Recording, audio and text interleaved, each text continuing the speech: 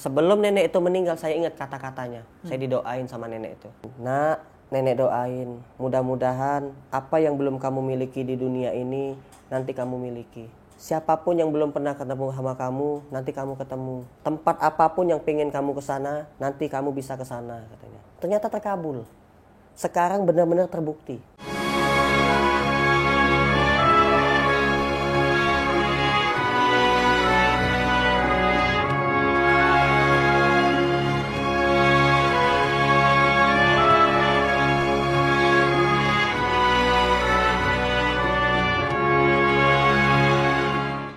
Assalamualaikum warahmatullahi wabarakatuh. Kembali kita di Cahaya untuk Indonesia bersama saya Husein Ja'far Al-Hadar. Dan kali ini kita akan ngobrolin sesuatu yang kayaknya gak masuk akal ya bagi sebagian kita. Apalagi di tengah kondisi pandemi seperti sekarang. Saat semua orang untuk makan sendiri saja susah, bagaimana mau mikirin makannya orang lain. Dan jumlahnya tidak sedikit. Dan bukan sekali, dua kali, tapi setiap hari, bahkan dalam bentuk rumah makan. Nah, karena itu saya mengundang Mas Adit. Beliau adalah pendiri rumah makan gratis, seperti yang tertera di kaosnya, RMG.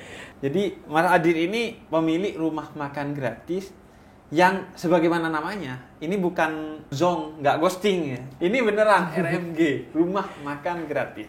Artinya kapan saja kita makan gratis. Nah, kita akan explore dengan Mas Adit. Mas Adit, apa kabar? Alhamdulillah Habib, sehat. Alhamdulillah, sehat. Mas Adit, pertama, kenapa membangun rumah makan gratis? Latar belakangnya apa yang bikin Mas Adit itu akhirnya bangun rumah makan gratis? Ya, awalnya ya saya diuji dengan kesulitan ekonomi. Hidup saya susah. Hidup saya susah. Sempat saya tuh tidak ada pikiran untuk berbagi makanan tuh. Dulu enggak ada sama sekali. Bahkan ilmu agama saya tuh sangat minim. Karena saya anak nakal dan saya tuh sangat nakal dulu. Bahkan saya di penjara dulu. Gitu. Backgroundnya justru jauh dari agama ya? Iya. Ilmu gak ada, kemudian di penjara, kemudian ya ibadah juga jadi tipis ya Bang? Iya, waktu saya baru nikah itu saya dipertemukan oleh Allah dengan manusia yang hidupnya jauh lebih miskin daripada saya. Besoknya saya sholat subuh ke masjid, itu saya ketemu sama seorang nenek-nenek. Ada nenek-nenek pincang-pincang, bawa karung, usianya 92 tahun, kakinya bolong. Akhirnya saya antar pulang. Di depan rumah nenek itu ada ibu-ibu jemur pakaian. Saya tanya, "Bu, saya ketemu nenek ini, kemana keluarganya? Kok tega sekali nenek-nenek disuruh cari rongsokan?" Dijawab sama ibu itu, "Ibu ini, nenek ini hidupnya sebatang kara. Kalau dia tidak cari rongsok, tidak bisa makan." Nah, di situ saya merasa saya miskin dipertemukan dengan orang yang hidupnya jauh lebih miskin. Akhirnya, ya udah, saya pulang ke rumah, saya ceritakan ke istri saya penasaran, saya ajak ke rumah nenek itu. Begitu ngelihat nenek itu, istri saya nangis. Akhirnya ya udah dek, mulai hari ini kamu masak yang banyak, kita aja kasih makan ke nenek ini setiap hari. Padahal kondisi Mas Adit pada saat itu ya miskin. Susah saya. Malah punya beban. Mau diusir. Bayar kontrakan dan lain sebagainya. Nah, akhirnya kami bawain makanan setiap hari. Untuk satu orang nenek ini pertama. Pas satu hari, udah 3 hari nih, kontrakan habis. Iya. Janji saya habis. Hari itu juga saya dipertemukan dengan orang baik. Namanya Pak Amin. Pak Amin jualan murotal keliling, murotal Al-Quran. Saya diajak Pak Amin jualan murotal, itu alhamdulillah laku 100 unit. Satu unitnya dapat keuntungan 100.000. Jadi dalam sehari dikasih duit 10 juta sama Allah. Dapat rezeki. Langsung saya bayar kontrakan, langsung saya kasih ke istri. Saya bilang ke istri, "Dek, sisa uang ini buat kasih makan nenek sama buat makan kita." Karena Mas Adit yakin bahwa rezeki itu ya karena membantu nenek tadi. Sering dapat rezeki yang tak disangka-sangka. Sampai-sampai sebelum nenek itu meninggal, saya ingat kata-katanya. Saya didoain sama nenek itu. "Nak, nenek doain, mudah-mudahan apa yang belum kamu miliki di dunia ini, nanti kamu miliki. Siapapun yang belum pernah ketemu sama kamu, nanti kamu ketemu. Tempat apapun yang pengen kamu kesana, nanti kamu bisa kesana," katanya. Ternyata terkabul. Sekarang benar-benar terbukti. Setelah nenek itu meninggal, besoknya, gak lama kemudian, saya dikasih umroh gratis. Saya berangkat umroh, setelah saya pulang dari umroh, saya juga punya harapan doa di Mekah. Ya Allah, mudah-mudahan saya hamil, istri saya hamil, saya punya anak gitu. Pulang dari umroh dapat hadiah dari istri. Saya hamil katanya. Gak lama kemudian ada orang sakit bernazar, doain saya ya, saya sehat, saya tidak lagi makan obat dokter, semua uang di ATM saya ini saya sedekahin semua, saya kasih ke masjid semua katanya. Iya. Tiba-tiba sembuh, begitu pas sembuh, saya dikasih duit 130 juta. Semua yang ada di ATM dia dikasih ke mana? Dikasih ke saya semua. Saya balikin lagi, saya minta maaf, saya bilang. Walaupun dikasih suruh amanah juga saya takut, saya bilang. Amanah itu berat, saya bilang. Betul. Nah, akhirnya Mas Adi sudah punya mobil belum? Kalau mobil, lihat kondisi saya, Bu, mustahil kalau bisa punya mobil gitu. Ya udah, ini uang buat beli mobil aja katanya. Saya mikir juga, lah buat apa saya mobil, saya bilang. Saya udah nazar. Kalau saya sembuh, saya sedekahin semua uang saya. Nanti juga bermanfaat itu mobil. Masya Allah. Terus ketemu sama Presiden SBY, Presiden RI ke-6. Datang ke rumah makan gratis. Setelah Presiden, artis terkenal. Setelah itu artis semua terkenal, datang ke rumah. Ustadz Abu Somad LCMA itu yang di TV itu datang ke rumah saya. Ya Allah, saya bilang, ini benar-benar tidak nyangka gitu. Iya. Itu ya karena keberkahan rumah makan gratis ini. Iya. Ini berarti dari tahun berapa rumah makan gratis? 2016. Yang satu nenek itu? Enggak. Setelah nenek itu meninggal, tidak lama bikin dapat rumah makan, rezeki lebih, saya bangun rumah makan gratis. Itu 2016. Pertama di mana, Mas Adi? Pertama kali di kampung Pabuaran Kulon. Di Desa Ciangsana, Kecamatan Gunung Putri, Kabupaten Bogor. Itu gratis untuk siapa aja? Siapa saja boleh makan tanpa syarat.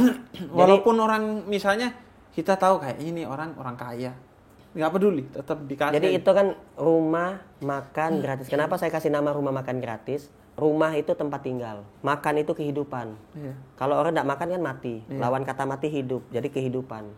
Nah, gratis itu nggak sekali-sekali aja, tapi setiap hari. Itu artinya orang ikhlas. Oke. Karena saya tidak mengharapkan apapun, tidak minta bantuan kepada siapapun. Kalau ada Allah kasih rezeki, Allah gerakkan orang baik untuk sedekah, saya terima. Karena dia ikhlas. Jadi rumah makan gratis, tempat tinggal, kehidupan, orang ikhlas. Itulah artinya rumah makan gratis.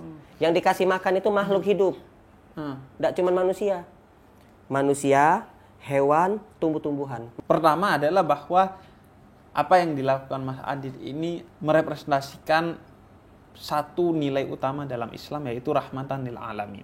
Bukan hanya lil muslimin, bukan hanya kepada orang muslim, tapi semua orang bisa makan di sana, bahkan lil alamin, bukan hanya lil insan.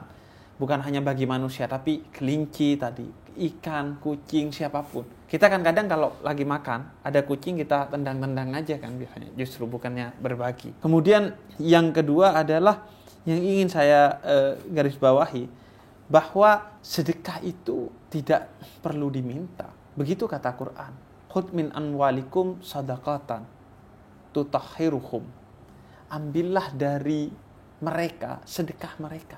Jadi kata Allah, ambil sedekah itu. Zakat itu diambil karena itu adalah hak dari orang miskin atau mustahik, orang yang berhak atas zakat itu. Bukan nunggu diberi, tapi diambil. Bukan nunggu diminta, tapi diberikan langsung. Karena zakat itu akan membersihkan harta kita. Jadi seharusnya nggak nunggu diminta. Justru agar rezeki yang kita dapatkan bersih, suci, maka keluarkan zakatnya. Jadi nggak usah nunggu ngajuin proposal, nggak usah masjid nunggu di tengah jalan kecerekan minta seharusnya. Tapi setiap orang mengantarkan sendiri zakatnya. Justru dia galau kalau zakat itu nggak dikeluarkan karena dia khawatir ada hak orang lain di dalamnya. Tidak suci, tidak bersih hartanya. Dan jangan merasa yang membutuhkan adalah yang menerima, tapi yang memberi. Beruntung karena dipertemukan dengan orang yang berhak. Itu pelajaran yang juga saya ambil dari Yayasan Buddha Suci. Orang-orang Buddha yang ketika memberikan sedekahnya kepada orang lain, dia yang menunduk dan dia yang berterima kasih. Yang memberi yang berterima kasih, bukan yang menerima atau yang meminta. Dan yang ketiga yang ingin saya garis bawahi, bahwa ikhlas itu kuncinya, kata Habib Abdullah bin Ali Al-Haddad, adalah istiqomah. Sedekah sekali ya baik, tapi kalau mau mengetahui keikhlasan seseorang, istiqomah orang dalam melakukan ibadah. dalam sholat subuh berjamaah di masjid. Kalau dia tetap istiqomah, walaupun hujan, walaupun ngantuk, walaupun capek, tetap sholat berjamaah di masjid, insya Allah itu pertanda ikhlas. Begitu juga sedekah. Ketika dia tetap sedekah setiap hari dan dalam keadaan apapun, bukan hanya hari Jumat, bukan hanya saat kaya, itulah orang yang insya Allah ikhlas. Karena dia berarti tidak tergantung oleh kondisi, tapi betul-betul karena Allah gitu. Karena itu di dalam Al-Quran persis seperti yang dikisahkan Mas Adit tadi, bahwa sedekah itu tidak hanya dalam saat lapang, tapi saat sempit juga. Alladzina yunfikuna fis sarra'i wad dharra. Orang yang bertakwa itu kata Allah, orang yang mensedekahkan hartanya bukan hanya saat lapang tapi saat sempit. Iya. Saat lapang gampang kita mungkin sedekah ya. Walaupun banyak orang yang kaya tapi tetap susah sedekah. Tapi paling enggak lebih mudah sedekah saat kaya ketimbang saat miskin. Dan bukan hanya lapang hartanya, tapi lapang dadanya. Ketika dadanya lagi sempit, lagi sumpek, dia tetap sedekah. Kadang orang kan kalau lagi sumpek, udah gak mau melakukan kebaikan, mau ngurusin urusan gue sendiri dulu deh. Nah, orang yang tetap mengurusi, membantu orang lain di tengah dia punya urusan juga dengan dirinya sendiri, itulah orang-orang yang bertakwa. Tadi yang diceritakan Mas Adi, di tengah dia juga ngedrop dengan berbagai ceritanya, tapi masih menolong nenek-nenek, menolong orang lain. Itulah yang dikehendaki oleh Allah atas kita. Nah, kenapa ngasih makan pohon, Mas Adit? Jadi waktu itu saya mau beli makanan buat yang di rumah saya, istri. Jadi ada makanan di swalayan. Pas saya mau masuk toko swalayan, saya melihat ada tanaman-tanaman yang beberapa tanaman itu layu. Nah, akhirnya saya berubah pikiran. Wah, nggak usah beli makanan di toko inilah. Tapi saya mikir lagi, ngelihat lagi tanaman itu, beli air aja lah. Saya masuk, saya beli air. Begitu saya datang ke kasir, saya bilang, Mas, saya beli air ini, Mas. Mas, saya tahu air ini harganya sekian, pasti uang ini ada kembaliannya. Kembaliannya buat Mas aja. Lagi pula air ini bukan buat saya minum, tapi mau saya jadikan tanggung jawab buat si Mas yang jaga toko ini. Loh, kenapa, Pak? Saya lihat ada tanaman di depan toko ini layu. Kalau misalkan tanaman itu bisa berteriak, dia akan berteriak tolong gitu. Saya haus gitu. Dia pasti akan berteriak. Jadi saya minta tolong, Mas kan setiap hari datang ke toko ini, kerja di toko ini. Jadikanlah salah satu tanggung jawab Mas itu ya nyiramin tanaman ini, jangan sampai mati, Mas, saya bilang. Nah, akhirnya Masya Allah. Air itu malah dikasih ke langsung dikasih penjaga toko. 3 hari kemudian saya nggak sengaja ngelihat. Jadi semua pohon itu disiramin pakai gayung gitu. Jadi dia betul-betul amanah akhirnya. Betul. Saya ngeliat, saya senyum aja. Nah, disitulah saya dapat ilmu baru gitu. Iya. Motivasi. Iya. Ini ilmu juga ada teman saya di kampung itu yang cara dia mendidik orang yang minum minuman keras. Cara mengkritik mereka juga, cara ngajari mereka dengan botol minuman kerasnya itu dijadikan tempat untuk tumbuhan. Jadi diisi air, kemudian dibuat tanaman kayak bakau gitu. Terus dia seluruh temboknya isinya itu. Masya Allah. Teman-temannya pada sering mabok, dia juga dulu sering mabok dan akhirnya sudah tobat. Kata dia, dulu botol ini isinya mau membunuh saya, tapi sekarang saya prank dia. Dia niatnya mau membunuh, sekarang saya bikin dia justru menghidupi. Luar biasa. Itu berarti 2016 satu rumah makan gratis. Iya. Biasanya per hari ngasih makan berapa kira-kira? Kalau dulu waktu awal mendirikan rumah makan gratis kita tidak tentu. Tergantung rezeki yang kita dapat. Kadang 50, kadang nyampe 100. Gitu. Sekarang ya alhamdulillah udah 300 per cabang. Per cabang 300 per hari. Per hari. Ada berapa cabang? Ini ada 5 cabang. Mau nambah lagi 2. Yang di Duren 3 Pasar Minggu, terus sama di Tangerang. Nah, ini alhamdulillah dapat lagi nih. Jadi ada ibu-ibu, dia bisnis ikan. Gitu. Dia mau menghadiahkan sebidang tanah seluas kira-kira ya 1000 meter, terus ada bangunan rumah. Tapi saya mau tanya dulu, Mas, katanya gitu. Kalau saya kasih rumah 2 lantai, terus bangunan pinggir jalan, ada halamannya, itu kira-kira buat apa? Biar bisa bermanfaat untuk orang banyak. Biar bisa jadi amal jariah. Saya bilang, kalau ada sisa lahan di depan, itu kita bangun rumah makan gratis. Nah, itu rumah 2 lantai, kita bangun rumah tahfiz Quran gratis. Masya Allah. Nah, tapi rumah makan gratis itu kita hiasi, biar kita bisa bikin program, namanya tempat nikah gratis. Saya dulu mau nikah tuh susah, Bu, saya bilang. Saya tuh nikah dibantuin orang.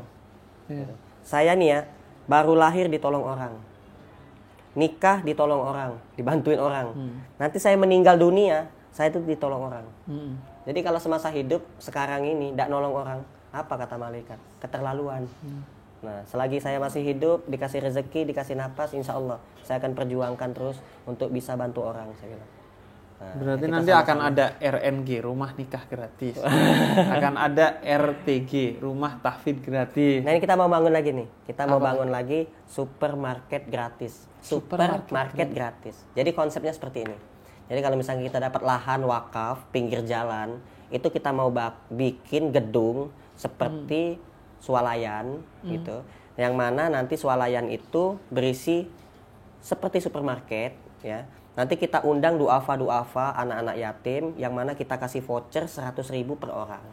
Nanti mereka voucher 100.000 itu bisa tuker di kasir, ambil apa saja bebas dengan nominal 100.000. Seperti itu. Nah, sembako-sembako ini ya, siapa saja pengusaha sembako, pengusaha ikan, ayam, daging, sayur-sayuran, apa saja yang mau sedekah bisa langsung isi ke swalayannya. Silakan. Kalau enggak ada yang nyumbangnya enggak jadi masalah. Kita beli, kita taruh di situ. Mas Hadid, kan berarti kurang lebih 1.500 piring sehari kan? Yang 5 dimasak. kali 300. Yang dimasak, iya, Yang betul. dimasak.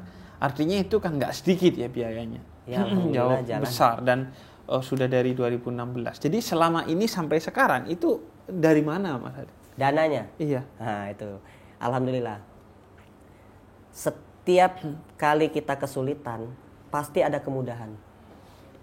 Karena kita mengawali dengan niat. Iya. Manusia itu kalau punya niat, pasti ada jalan. Kalau tidak punya niat, pasti banyak alasan. Iya. Gitu. Mau ngelakuin apa aja. Mau sedekah juga sama. Sholat juga sama. Manusia itu kalau tidak mau sholat ya, tapi tidak niat, pasti dia banyak alasan. Betul. Ujung-ujungnya Ini bohong. dulu. Itu dulu. Betul. Sedekah juga sama. Kalau dia tidak niat, pasti dia bakal banyak alasan. Iya. Wah, ada keperluan yang lebih penting nih, begini. Itu. Bahkan dia ngomong nanti, wah sedekah tuh nggak boleh terang-terangan, harus sembunyi-sembunyi, diam-diam. Saya bilang lebih baik terang-terangan daripada diam-diam tidak sedekah sama sekali. Jadi kembali ke dana itu. Dananya itu saya jujur, dananya saya dapat dari Allah. Dan karena saya tidak pernah merasa takut miskin, takut rugi, takut kehabisan duit, tidak pernah. Selagi Bank Indonesia itu produksi duit, saya tidak pernah ketakut kehabisan duit. Ya, jangan takut. Bagaimana mungkin kita ini takut miskin, takut tidak punya duit, takut rugi. Sedangkan kita ini diciptakan oleh Zat yang Maha Kaya. Allah Maha Kaya. Yang menciptakan langit, bulan, bumi, matahari. Sekaya-kaya manusia, tidak ada manusia yang bisa menciptakan semut yang kecil begini. Tidak ada. Gitu. Jadi jangan takut. Insya Allah, kalau kita yakin, pasti Allah mudahkan. Manusia Dan bukan cuman nggak punya alat untuk nyiptain manusia. Mereka punyanya alat untuk menghabisi manusia. Saya cuma satu pegangan aja yang saya yakin nih. Satu dalil Al-Quran yang menjadi sesuatu yang membuat saya itu selalu yakin. Oke. Apa Karena itu? Allah Subhanahu wa taala berfirman di dalam Al-Qur'an di dalam surat Al-Baqarah ayat yang ke-261. Auzubillahi minasyaitonirrajim. Masalul ladzina yunfikuna amwalahum fi sabilillah kamasali habbatin ambatat sab'a sanabila fi kulli sumbulatin mi'atu habba. Wallahu yudha'ifu liman yasha. Wallahu wasi'un alim. Allah Subhanahu wa taala berfirman yang artinya orang-orang yang menginfakkan hartanya ke jalan Allah bagaikan satu butir yang Allah tumbuhkan menjadi 7 tangkai. Dari tiap 7 tangkai ini Allah tumbuhkan 100 butir bagi setiap yang Allah kehendaki. Sungguh Allah Maha Luas, Maha mengetahui. Jadi kenapa saya tidak takut miskin, tidak takut rugi, tidak takut kehabisan uang gitu. Karena kita sedekah 1.000 rupiah saja, kalau kita yakin dan ikhlas akan Allah ganti 700 kali lipat. Saya ingin menggarisbawahi tadi pertama. Mau sedekah tapi kalau terang-terangan berarti jelek. Enggak, kata Allah dalam surat Al-Baqarah ayat 271, intubtus shadaqati fani immahiyah. Kalau kamu menampakkan sedekahmu enggak apa-apa, itu baik kata Allah. Asalkan memang tidak untuk riya, tidak untuk kesombongan. Tapi misalnya untuk rumah makan gratis, promosi agar makin banyak donatur yang tergerak dan lain sebagainya. Jadi jangan menganggap atau tergerak hatinya, pikirannya ketika melihat orang nge-share donasi, wah ini riya nih, ini sombong. Justru pikiran Anda yang masalah, hati Anda yang masalah. Karena suudzon kepada orang yang baik. Bayangkan, suzon kepada orang ini. Dan seperti yang disampaikan Mas Hadi tadi, memang orang itu makin sedekah justru makin kaya. Bahkan kayanya bukan hanya di dunia tapi di akhirat. Karena harta yang sejati itu adalah yang disedekahkan. Dia akan menjadi amal yang menemani kita di kuburan nanti dan di akhirat kelak. Jadi tiket kita ke surga. Dan sebenarnya bukan hanya di akhirat tapi juga di dunia. Tadi Mas Hadi bacakan ayatnya Al-Baqarah 261, bukan 10 kali lipat tapi 700 kali lipat. Seperti benih yang ditanam, tumbuh 7 batang, dan dari 7 batang itu masing-masing tumbuh 100 buah, sehingga total 700. Masya Allah. Kata Allah yang akan dikembalikan kepada kita. Karena in ahsantum ahsantum li anfusikum. Semua kebaikan itu kembali kepada diri kita sendiri. Jangan menganggap zakat ke Allah. Allah Al-Ghani, Maha Kaya. Jadi zakatmu, sedekahmu, infakmu itu untuk dirimu sendiri.